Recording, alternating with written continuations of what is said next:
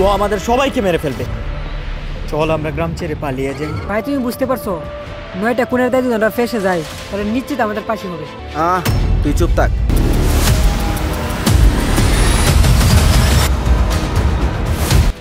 আকাশ তুই এখানে থাক, আর যদি কেউ আসে তাহলে ফকির পাখির কু দিবি, দেখিস এই দিক থেকে কিন্তু চৌধুরী বাড়ির লোক আসতে পারে। আচ্ছা ঠিক আছে, তুমি যাও।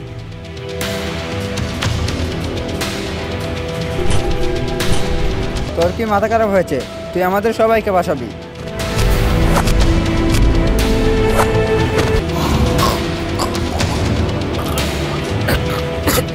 আমার কাছে একটা ওয়ে আছে, যদি সেটা ঠিকঠাক মতো অ্যাপ্লাই করতে পারি তাহলে আমাদের সবার জীবন পাল্টে যাবে।